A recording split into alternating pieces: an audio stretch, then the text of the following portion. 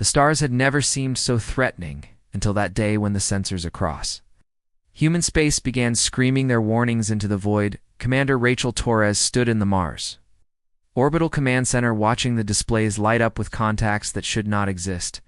Could not exist according to everything humanity thought it knew about its place in the universe. How many? She asked quietly. Preliminary count shows 376 distinct signatures. A tactical officer replied with trembling hands dancing across the holographic interface. They just appeared at the edge of the system like someone flipped a switch. The fleet that materialized beyond Neptune's orbit dwarfed anything humanity had ever constructed or imagined constructing. 12 species had joined together in what they called the Collective, and their combined armada now hung in human space like a verdict waiting to be read high. Strategos Kelvin of the Zentry stood aboard his flagship watching the primitive human settlements. With something between contempt and boredom, this would be his 43rd subjugation campaign, and he expected it would follow the pattern of the previous 42 humans had managed to scatter themselves across 3 worlds in their tiny system but possessed no faster-than-light capability worthy of the name there. Orbital stations were crude assemblies of metal and desperation there, and lunar bases looked like children playing at civilization's standard protocols. Kelvin ordered with a dismissive gesture of his primary manipulator appendage, target their military installations first, then give them 6 hours to consider surrender. The bombardment began with cold efficiency kinetic impact or sleeted down toward human positions on Luna and Mars, while beam weapons reached out to caress the orbital habitats with deadly intent humanities. Response came faster than expected. Nuclear-tipped missiles boiled up from concealed silos on the moon's far side, while railgun emplacements that had been mistaken for mining equipment began hurling tungsten penetrators at relativistic velocities. 3 collective corvettes died in the first exchange when their shields failed to stop what should have been primitive kinetic weapons. Kelvin barely noticed the losses, increased bombardment intensity. He commanded, show them the futility of resistance in the command center on Mars. Torres watched her forces fighting and dying against impossible odds. Earth's orbital defenses were already failing under the sustained assault. The lunar positions would last perhaps another hour, then the communication came through on every frequency. Simultaneously, this is the archivist speaking to the collective fleet. A calm human voice said without anger or fear coloring the words, "You are hereby ordered to withdraw from this system immediately." Laughter rippled through Kelvin's bridge crew. "You have 6 standard hours from this moment," the voice continued. "After that period expires, we will interpret your continued EZ presence as an act of war requiring our full defensive response. Return communication." Kelvin ordered when his amusement subsided. "Inform them that we are a collective representing 12 species and 400 settled worlds, and that they will surrender or be reduced to ash." The response came within seconds. "We know who you are, and we know why you came." The archivist said, "We are giving you this single opportunity to leave peacefully because we understand you do not know what you are doing. Your weapons cannot harm our main battle line. Kelvin, broadcast back surrender now, and your species will be incorporated into the collective with minimal casualties." Silence stretched across the communication channels for nearly a minute when the archivist spoke again. Something had changed in the voice's tone. "Then you have made your choice," they said. "When the 6 hours expire, do not say you were not warned." Kelvin cut the transmission and turned his attention back to the tactical displays. Human defenses were crumbling exactly as projected. Their orbital stations were debris fields there. Lunar installations had gone silent. Mars would fall within the next 2 hours. Prepare the occupation forces. He told his staff, "I want ground troops ready to deploy to their major population centers the moment their surrender is transmitted." But the surrender never came. Instead, as the 6-hour deadline approached, something began happening across Earth's a surface that made no sense according to any model. The collective possessed energy. Readings spiked in locations that had shown no significant power generation moments before in the Sahara Desert. Something vast began rising from beneath sand that had covered it for thousands of years. In the Pacific Ocean, the water itself seemed to boil away as structures emerged from depths that should have crushed any construction. From Antarctica's ice, in the Amazon's jungles and the plains of Mongolia, identical installations lifted themselves into view. Each one hummed with energy that made the collective sensors scream errors and impossibilities. "What are those?" Kelvin demanded his science officer's skin had gone pale, which, for his entry, indicated genuine terror. Sir, the energy signatures are not matching any known technology. They reported the power output from each installation is reading at levels that should require a star to generate impossible. Kelvin said they are primitives barely capable of fusion power. The readings are confirmed across all sensor platforms, the science officer insisted. Sir, those structures are covered in mathematical equations that our computers cannot fully translate, but the portions we can read suggest applications of physics we have not yet discovered. The archivist's voice returned. You have remained past the deadline. They said with infinite sadness you were warned, destroy those installations. Kelvin ordered all ships concentrate fire. The collective fleet opened up with enough firepower to crack a moon. The installations did not even flicker under the eye. Assault instead, they began drawing power from sources. The sensors could not identify one installation in the Sahara reached critical charge. First, what happened next would be discussed in collective military academies for generations, though none could fully explain. A beam of light that was not light reached out from Earth, touched the Vanguard fleet and 37 warships containing 4,000 crew members simply ceased to exist, not destroyed or vaporized or reduced to atoms. They were removed from reality as completely as if they had never been built. No debris tumbled through space, no energy bloom marked their passing. They were there and then they were not. Kelvin stared at the tactical display showing the impossible absence. Where his Vanguard had been, all ships retreat to outer system. He ordered, trying to keep his voice steady. Maximum acceleration now, as the collective fleet scrambled to put distance between themselves and Earth. The archivist spoke one final time. We did not want this. The voice said, we have never wanted this, but we were made ready for it long ago, and we will do what we must to protect our world. You still have time to leave. The collective fleet hung in the outer system like wounded animals trying to understand what had just hurt them so badly. Kelvin paced his command deck while his officers worked frantically to make sense of sensor data that contradicted everything they thought they knew. What about humanity report? He demanded. His science officer looked like they had not slept in the 16 hours since the retreat began. Sir, we have completed analysis of all probe data transmitted from inter-system positions over the past month. They said, we believe we have been victims of sophisticated spoofing. Explain.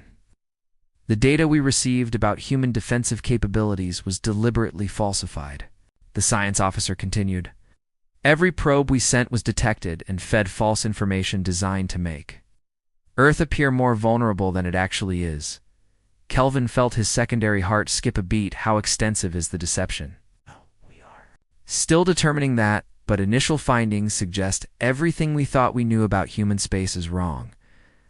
They replied, those 3 colonies we detected on Earth's moon and Mars appear to have been decoys drawing our attention away from their actual installations. A junior officer interrupted with urgent news. Sir, long-range scans are detecting additional structures throughout this system that were not present in our previous surveys. How many additional structures? Kelvin asked. 73 distinct installations, matching the energy signature of the devices on Earth's surface. Came the answer. They extend from the inner planets all the way to the edge of what humans call the heliopause. The command deck fell silent as everyone absorbed the implications. Humanity had not just hidden weapons on Earth, they had turned their entire star system into a fortress. Open a channel. Kelvin ordered. I will speak with this archivist. The communication established after a few moments. High Strategos Kelvin, the archivist said. Have you decided to withdraw?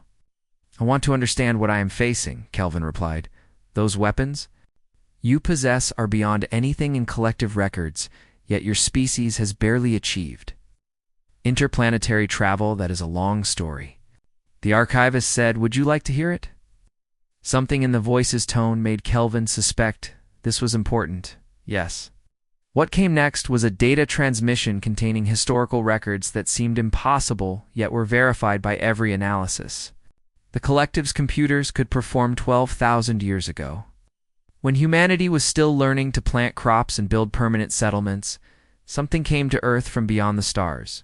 They called themselves the Forerunners, and they were dying not as individuals, but as a civilization fleeing across the galaxy from something they would only call the Devourers.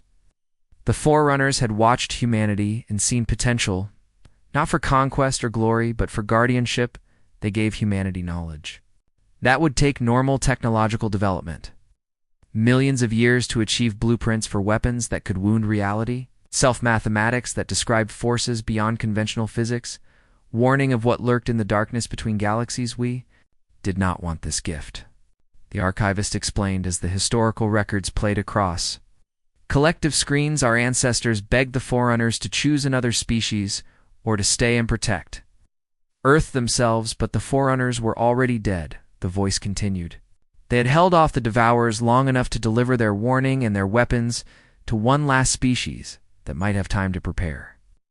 Kelvin watched recordings of ancient humans building the first installations generation after generation, maintaining machines they barely understood, teaching their children the sacred duty of guardianship. For 400 generations we have kept this watch, the archivist said. We built the installations and learned their operation and prayed. We would never need to activate them. We wanted to explore the stars and create art and fall in love and dream about the future. They continued instead. We became wardens of weapons we wish had never been invented. You are telling me your entire civilization has been shaped by this burden? Kelvin asked. Every human child learns the truth when they turn 13 years old. The archivist confirmed they learn what we guard against and why we must always be ready, even though it costs us so much. Another transmission came through containing additional data. This time it was sensor logs from human deep space observation. Posts, they showed things moving in the dark between galaxies, vast entities that consumed stars like humans consumed food. The Devourers were real, and they were still out there. Kelvin felt ice in his veins despite the warmth of his shipboard environment. Why? Did you not tell the collective this when we first made contact? He demanded. We tried. The archivist said simply, your diplomats dismissed our warnings as primitive superstition. Your scientists refused to examine the evidence we offered to share. Your military command decided we were a threat that needed to be contained before. We developed faster-than-light capability. Kelvin reviewed the communication logs and found that the archivist was telling the truth. Humanity had tried to explain the collective had refused to listen. You could have used these weapons to conquer us. Kelvin said, why did you not attack first? Because that is not who we are. The archivist replied, the Forerunners chose us not because we were the strongest or the smartest, but because they believed we had the moral capacity to hold ultimate power and not abuse it. We are guardians, not conquerors. Protect life in this galaxy, even when that life threatens us. A new alarm began sounding across Kelvin's bridge, sir. We are detecting massive hyperspace distortions. The tactical officer reported multiple fleets are entering the system. The displays lit up with thousands of new contacts. The Collective War Council had committed the reserve forces 80,000 warships were translating into human space carrying enough firepower to reduce planets to molten slag. Kelvin opened channels to the incoming commanders trying to explain what he had learned. They refused to listen, just as he had refused to listen to humanity's initial warnings. The reserve fleet was under orders to complete the subjugation of Earth, and no amount of argument would change those orders, archivist. Kelvin transmitted, a force I cannot control is about to attack your world, and I do not know how to stop them. We know, came the reply. We have been tracking their approach for the last hour. Will you activate your full defensive grid? Kelvin asked. The pause before the answer seemed to stretch forever. Not yet. The archivist finally said, we are going to try something else first. What could possibly work against such overwhelming force? Kelvin demanded humanity's greatest strength. The archivist replied, our stubborn refusal to give up on anyone, even when they are trying to kill us. The communication ended, leaving Kelvin staring at his displays as 80,000 warships bore down on a species that could erase them all, but was choosing not to. He did not understand humans, but he was beginning to suspect that might be exactly the point.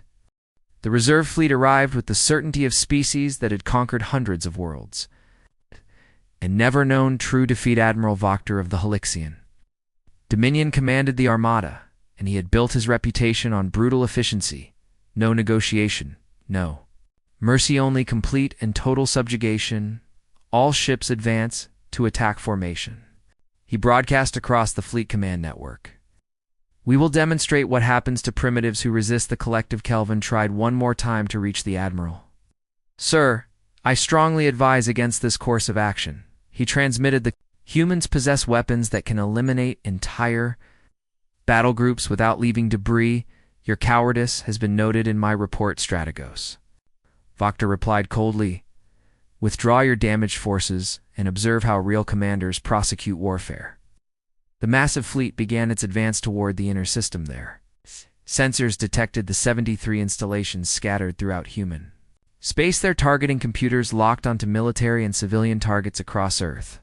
Mars and Luna, their weapons charged with enough destructive power to crack tectonic plates. Then something unexpected appeared on their scopes. The human fleet was mobilizing to meet them, not warships bristling with impossible technology but converted civilian vessels, mining ships with railguns welded to their hulls, pleasure yachts mounting missile pods, cargo haulers reinforced with armor plating that looked like it had been installed by hand. What is this? Doctor! Laughed. Do they seriously expect to stop us with garbage scows? But his laughter died when his tactical officer highlighted something in the sensor. Sir, the human military vessels are not moving to engage. They reported they are taking up positions around transport ships. What transport ships? Civilian evacuations, sir, the officer replied.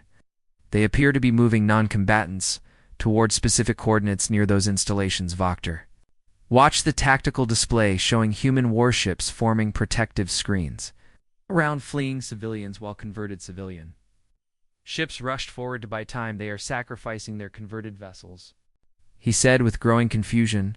Why would they waste resources on such a futile gesture? On Mars, Commander Torres stood in the evacuation coordination center watching the same displays with tears streaming down her face.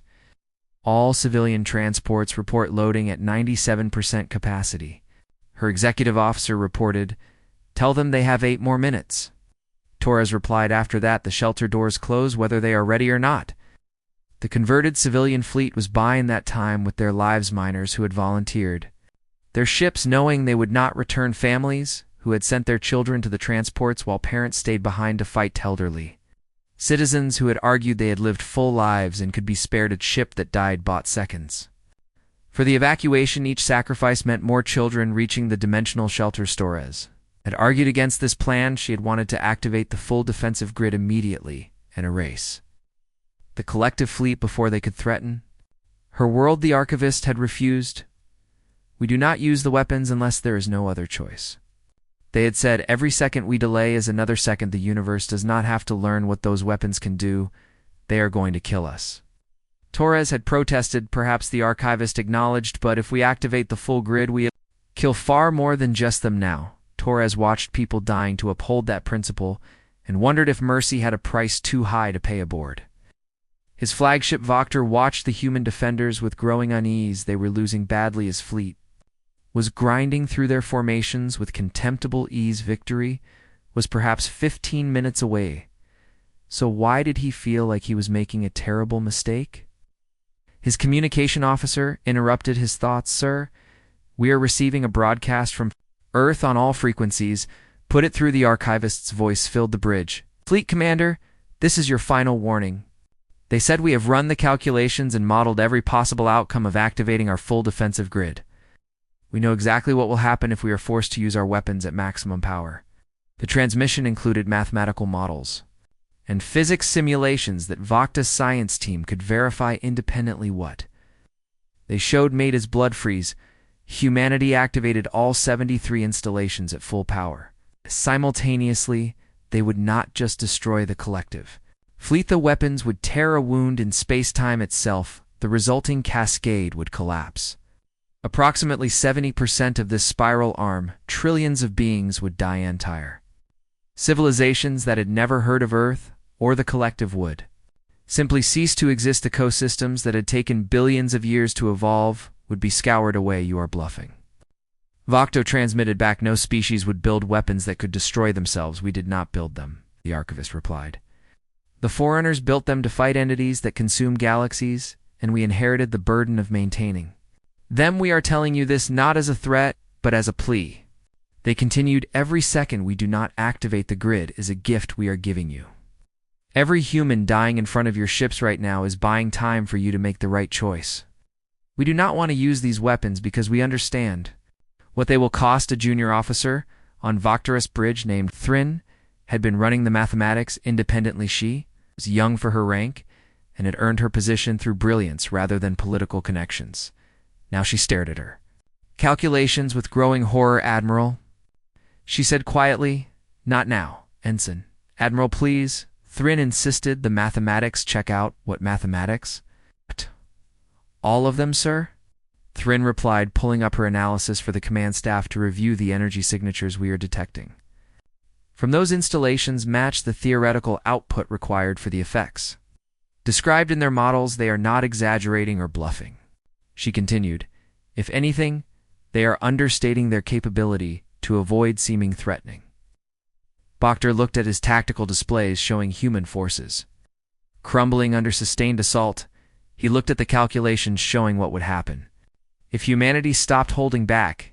He thought about his family on his homeworld, 300 light-years away. Thought about the billions of beings who would die if he made the wrong choice. All ships cease fire. He ordered, sir? His second-in-command questioned. I said cease fire. Voctor repeated maintain position, but do not advance further. He opened a direct channel to the Collective War Council. This is Admiral Voctor requesting emergency session. With immediate priority? The council members appeared on his screen, angry at being interrupted during their sleep cycles.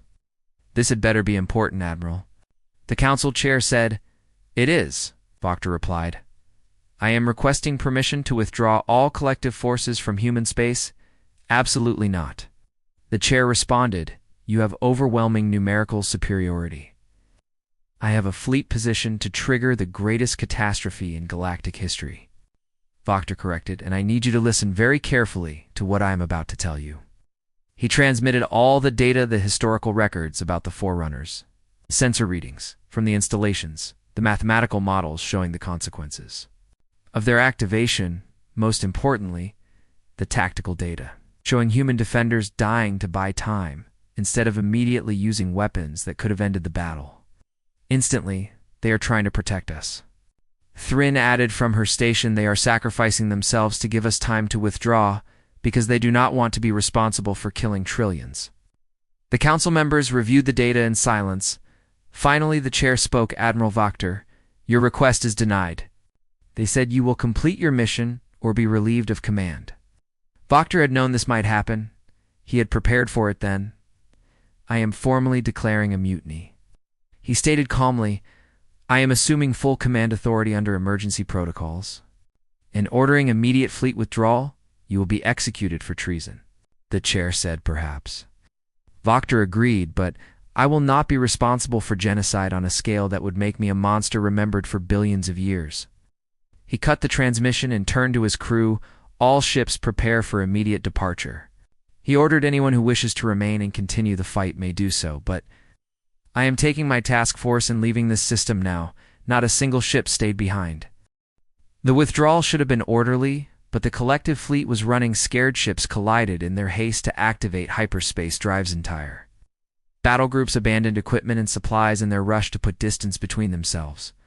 An Earth Voctor maintained rigid control of his immediate task force, but across the rest of the Armada discipline collapsed into barely controlled panic then. The damage reports started coming in, sir. We have 347 vessels reporting drive malfunctions. His logistics officer stated they took damage during the engagement and cannot jump to hyperspace. Voctor felt his heart sink. Those disabled ships contain tens of thousands of crew members. Tell them to broadcast distress signals and prepare to activate emergency life support. He ordered, knowing it was inadequate, sir. His communications officer interrupted. We are receiving a transmission from Earth. Put it through.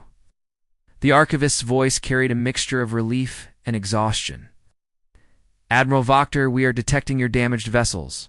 They said we are dispatching rescue ships now. Voctor could not believe what he was hearing. You are sending ships to recover our survivors? Of course, the archivist replied as if this was the most natural thing imaginable. Your people need help.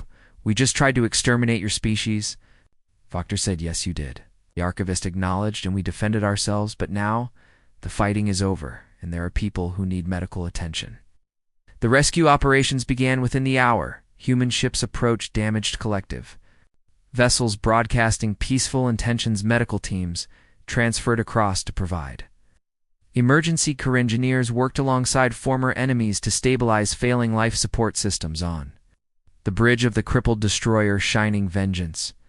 A Halixian warrior named Kors watched human medics treating his wounded crew members. One of the medics was a young woman who could not have been more than 20 years old. She worked on a Halixian soldier who had been calling for her death just hours earlier. "Why are you helping us?" Kors asked. Hirsch looked up from her patient with tired eyes. "Because you need help," she replied simply, "but we were trying to kill you, I know." She said, going back to her work, "But the killing part is over now, and the healing part has started." Kors watched her carefully stabilize a severe radiation injury that would have been fatal without intervention. "Your people are strange," he said quietly. "We have been called worse," she replied with a small smile. Board his flagship, Vokter received reports of similar interactions happening across all the rescue operations, human crews treating collective personnel with the same care they would give their own people. No retribution, no demands. Just help freely given to those who needed it, Admiral. We have recovered all survivors from disabled vessels," his operations officer reported. "Human ships are also returning the bodies of crew members killed in action." "They are doing what?"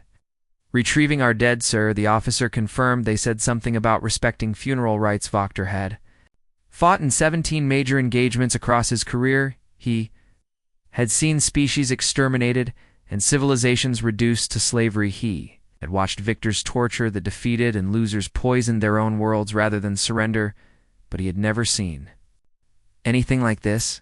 "Get me the archivist." He ordered the connection established quickly. "Yes, Admiral," the calm voice said.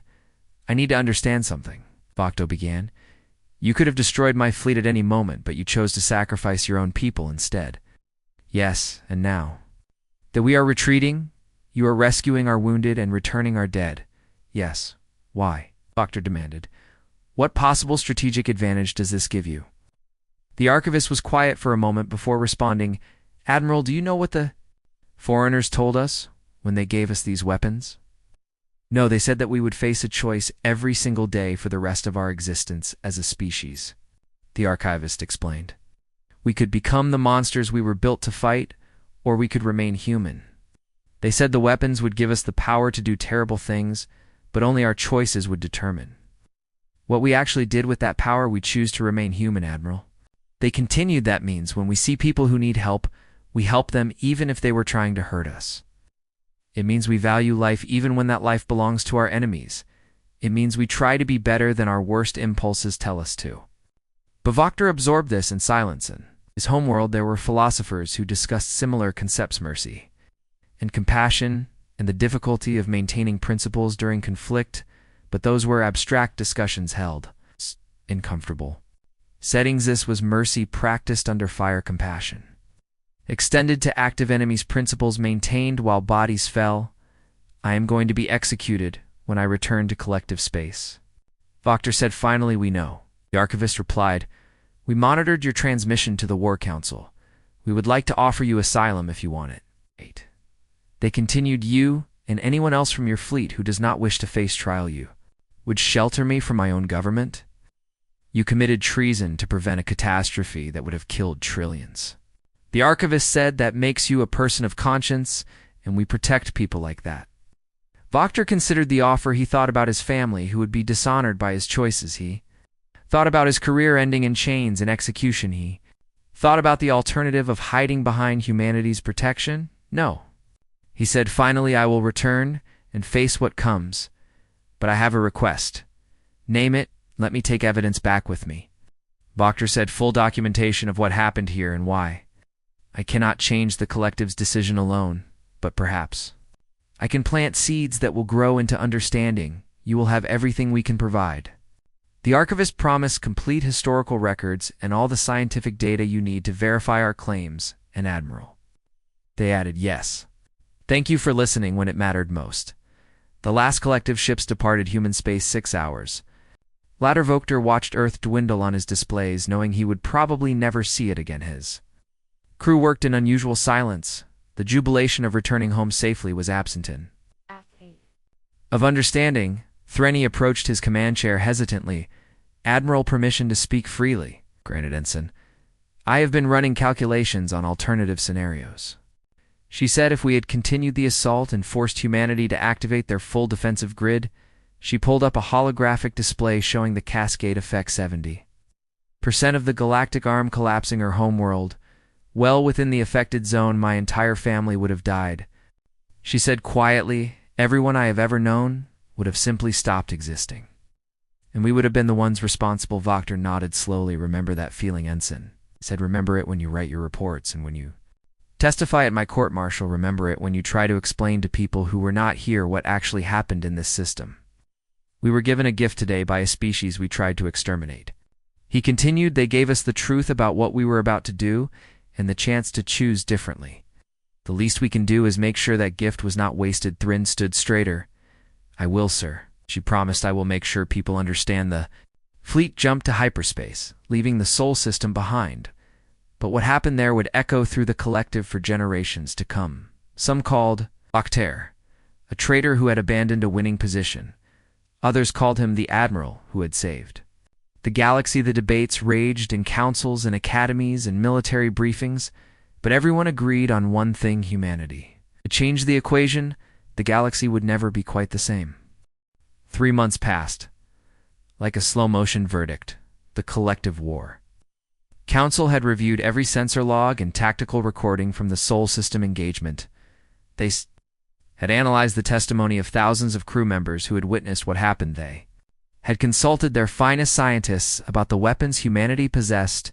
They had concluded that Admiral Vokter must die. He stood now in the grand assembly chamber wearing chains that seemed almost theatrical in their heaviness. Representatives from all 12-member species filled the tiered seating, looking down at him with expressions ranging from fury to curiosity.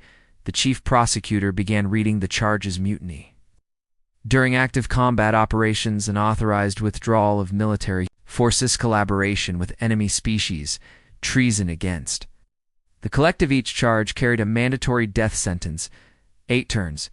Quiddle listened without reaction. He had known this was coming. The only question was whether his death would accomplish anything. Do you have anything to say before we pass judgment? The council chair, Eskedvoter, looked up at the assembled representatives. I regret nothing. He stated clearly, I would make the same choice again. Angry murmurs rippled through the chamber. You abandoned a winning position. One of the Zentry delegates shouted, your cowardice cost us a strategic victory. I prevented the death of trillions. Vokter corrected, including most of the beings currently in this chamber. The human weapons are propaganda designed to frighten us. Another delegate argued their capabilities were exaggerated. Vokter smiled grimly. Then why did our science division confirm every single calculation they provided? Why did independent analysis verify that activating their defensive grid would have caused exactly the cascade effect they described? You saw the data? He continued, you know what would have happened. Before anyone could respond, the chamber doors opened. A murmur of surprise ran through the assembly as a delegation entered. They were human-letting. Them was a tired-looking woman in her 50s wearing simple civilian clothing. The archivist had come to the collective's capital. This is a closed proceeding. The council chair declared, you have no authority here. We come not with authority, but with a request. The woman replied in flawless collective common speech. We ask that you hear what we have to say before you pass judgment. Why should we grant you audience? The chair demanded. You are not members of the collective. Because Admiral Vokter committed treason to save your lives? The archivist said simply. And we thought you might want to know the full truth before you execute the being who prevented your annihilation. The chair looked around the chamber at delegates who seemed torn between outrage and curiosity. You have 15 minutes. They finally decided. Speak. The archivist moved to the center of the floor behind her. The human delegation began activating holographic displays. My name is Dr. Sarah Chen, and I have served as archivist for the past 32 years. Began in that time, I have maintained the weapon systems that were built to defend Earth against threats that most of you do not believe exist. I want to show you what we guard against the displays lit up with sensor data from human deep space. Observation post things moved in the darkness between galaxies, vast entities that consumed stars like humans consumed oxygen. The devourers, the images, were not simulations or artistic interpretations. They were direct observations verified by multiple independent sensor platforms. The chamber fell silent as delegates watched worlds being consumed. These things are real. Sarah continued, they destroyed the Forerunner civilization, and they will eventually reach this galaxy. When they do, we will need every species and every resource we can muster to have any chance of survival. The weapons we possess were built for that fight. She explained they are the only things the Forerunners discovered that could actually harm the Devourers, but those weapons come with a terrible cost. New displays showed the mathematical models of what would happen if humanity activated their full defensive grid, the cascade effect, the collapse of 70% of the galactic armed trillions dead. When your fleet attacked us, we had a choice. Sarah said we could use these weapons and save ourselves while destroying most of the galaxy. Or we could sacrifice our own people and hope you would choose to withdraw. Admiral Wachter made the right choice when he ordered his fleet to retreat. She continued, he saw the truth of what we were telling him and acted to prevent catastrophe. Now you are going to execute him for saving you. One of the delegates stood. Why should we believe any of this? They demanded you could have fabricated all of this data. You could verify it independently. Sarah replied, we are providing complete access to our observation networks and our historical records. Send your own scientists to examine the evidence, but more importantly, ask yourselves this question. She said, if we wanted to conquer you, why did we not simply destroy your fleet when we had the chance? Why did we sacrifice thousands of our own people to buy time for your withdrawal? Why are we here now, asking you to spare the being who stood between you and annihilation? She let the questions hang in the air. Another delegate spoke. What do you want from us? We want peace. Sarah answered, we want to share what we know about the Devourers so that all species in this galaxy can prepare. We want to be left alone to maintain our guardianship without constant fear of attack.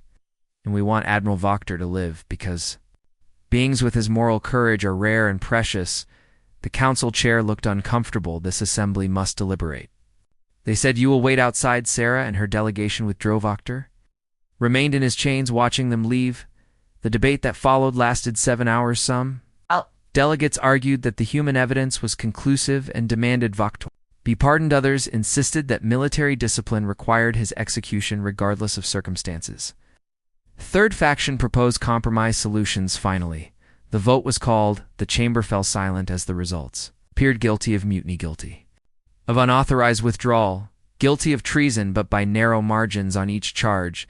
Then came the sentencing vote, death penalty for 847 votes, life imprisonment, 3,293 votes, exile, 2,156 votes pardoned, 8,901 votes. Wachter felt his chains fall away as guards removed them the pardon had carried. This assembly has determined that while you violated military protocols, your actions prevented catastrophic loss of life. The chair announced you are therefore pardoned of all charges. However, you are demoted to the rank of junior liaison and assigned permanent posting to Earth as our ambassador to humanity. This is not a reward, they continued. It is recognition that you understand these beings better than anyone else in the collective. You will help us navigate this new reality. Wachter bowed, accepting the judgment. Sarah and her delegation returned to the chamber. The collective extends formal diplomatic recognition to Earth. The chair stated, we withdraw all territorial claims to your system, and we propose a mutual defense pact against the threat you have described. Sarah smiled. We accept. She said, on one condition, name it, no more attacks on species that refuse to join the collective. She replied, no more forced subjugations if you want allies against the Devourers. You need to earn trust, not compel obedience. The chair looked around at the assembled delegates who seemed stunned by the audacity. Agreed. They finally said, the collective will reform its expansion policies later that evening. Wachter stood with Sarah on an observation deck, looking out at the collective's capital world. Ow. You changed the course of galactic civilization today. He said, we just gave you information and asked you to make good choices. She replied, you did the rest yourselves. I still cannot understand your people. Voctor admitted, you hold enough power to dominate everyone, yet you choose to serve. We were chosen to be guardians, not conquerors, Sarah explained. The Forerunners could have given their weapons to species that would have used them for conquest. Instead, they chose humans because they believed we had the moral strength to carry that burden without being corrupted by it. Every day we try to prove they made the right choice. Voctor nodded slowly. What happens now? He asked. Now you help us prepare. Sarah said, the Devourers are still coming. Eventually they will reach this galaxy, and when they do, we need everyone ready to fight. She looked at him seriously. This is Earth's final warning, Admiral.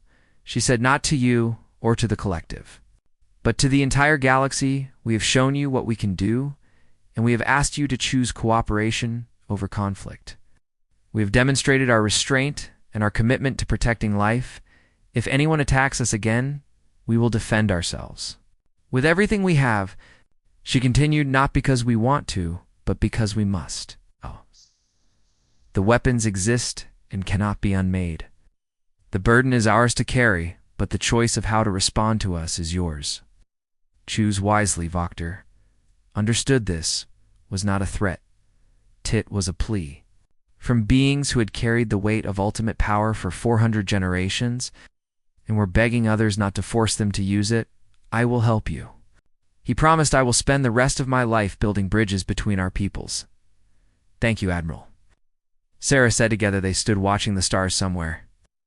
In the darkness between galaxies, the Devourers continued their slow advance. For the first time in 12,000 years, humanity would not face them alone. The galaxy had been warned now. It remained to be seen if the warning would be heeded